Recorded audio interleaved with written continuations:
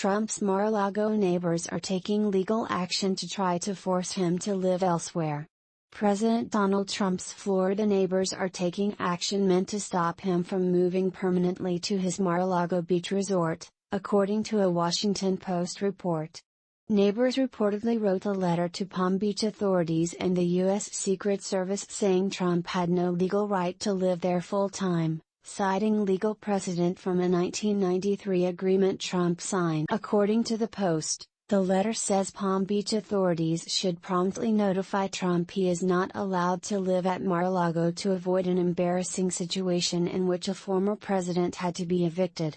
Visit Business Insider's homepage for more stories. President Donald Trump's neighbors in Florida are taking legal action to try to prevent him from moving permanently to his Mar-a-Lago beach residence, according to a Washington Post report. The president is said to be planning to move to Mar-a-Lago permanently when he leaves the White House on January 20.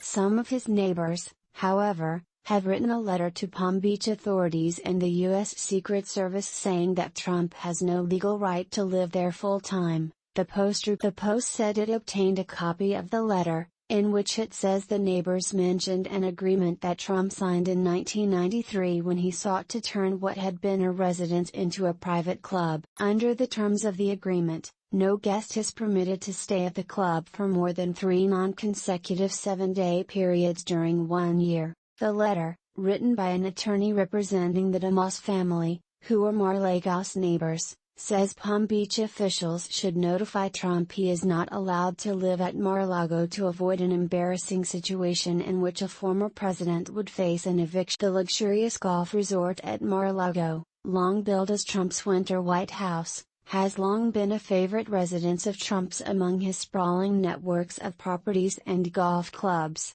Donald J. Trump, at Real Donald Trump, January 18, 2017. Trump is a lifelong New Yorker who grew up in the borough of Queens, but last year he switched his primary residence from Trump Tower in New York. Though the move was said to be for tax purposes, Trump has spent a lot of time at his property in Florida during his presidency and is expected to base himself there after he leaves the White House. Builders have started to renovate his private apartment at the resort in preparation for his departure from the White House, People magazine reported last week, while the First Lady, Melania Trump, is also looking for schools in the area for the couple's son Barron. According to the same, they have looked all over Palm Beach County and neighboring Broward County for just the right place, a source close to Melania Trump told People. There are several options, and they will decide soon. Off-duty cops, other officials face reckoning after rallying for Trump in D.C., as rioters scaled scaffolding outside the U.S. Capitol. Roxanne Modafferi held up her cell phone to record the sea of supporters of President Donald Trump storming America's bastion of democracy. "We're going in," said the 46-year-old Texas jailer, tear gas and all. Modafferi, a jail lieutenant and 8-year veteran of the Bexar County Sheriff's Office, approached the Capitol steps last Wednesday as rioters in front of her breached barricade. Wearing a red, white and blue face mask with a Trump flag hanging from her back, she posed for selfies. "Not gonna lie," said the mother of 3 on her Facebook page, "aside from my kids, this was, indeed, the best day of my life." The next morning, her boss reported her to the Federal Bureau of Investigation, which was seeking information on any participants in the Jan. 6 insurrection that left 5 people dead, including a Capitol Police officer. Bexar County Sheriff Javier Salazar said Modafferi also was placed on unpaid leave pending results of a separate investigation into her involvement. "I was oblivious to everything, including the violence," Modafferi told Reuters on Tuesday. "I was watching everything as a spectator." She said she was bound by a confidentiality order that prohibited further comment. From off-duty police to firefighters, state lawmakers, teachers, municipal workers and at least one active-duty military officer, dozens of public servants from across the United States joined the protests in Washington that turned into a siege on the U.S. Capitol. The mob's violent effort aimed to block Congress' certification of Joe Biden's election as president. Since returning home, many have confronted harsh criticism from angry constituents or employers, often because of their own posts on social media. At least 50 elected officials and others in public sector jobs are facing internal inquiries or investigations that, in some cases, have resulted in temporary suspensions pending investigations, based on a Reuters examination of public statements. News reports at least 2 Capitol Police officers have been suspended and more than a dozen others are under investigation for alleged dereliction of duty or aiding or abetting rioters.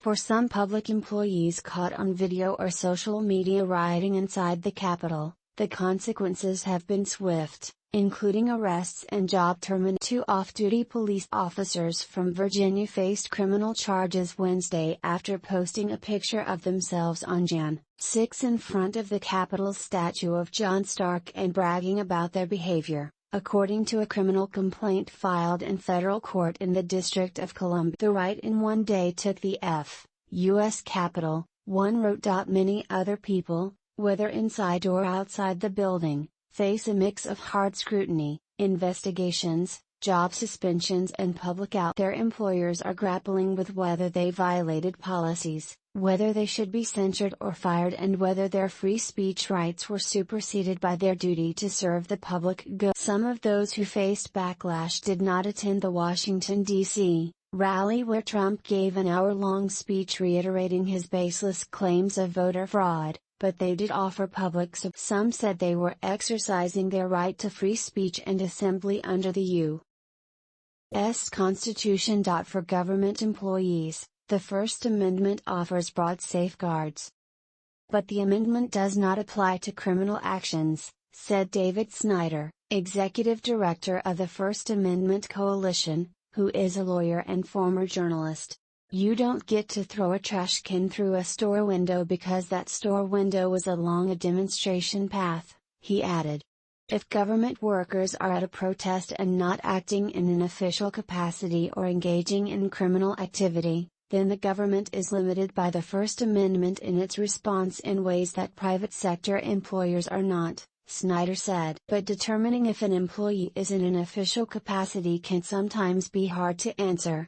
On social media in particular, it can be muddy on what constitutes official capacity, he said. For members of the military, First Amendment rights can be restricted more than for civilians. Public backlash can be harsh for anyone who attended the rally. For instance, 2 Pennsylvania teachers, one from Allentown and the other from the Susquehanna Township, posted images from the rally on social. Reuters found no evidence that they entered the Capitol building or its surrounding grounds, or were engaged in other unlawful activity. Both have been placed under investigation, according to local news reports and statements from the school districts where they work, and the Allentown teacher has been suspended.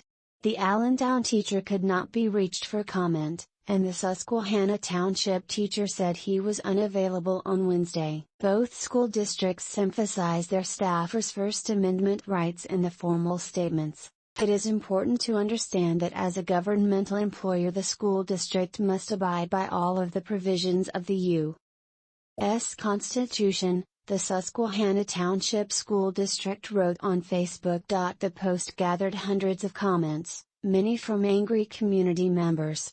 An online petition to fire the teacher has gathered more than 5,600 signatures.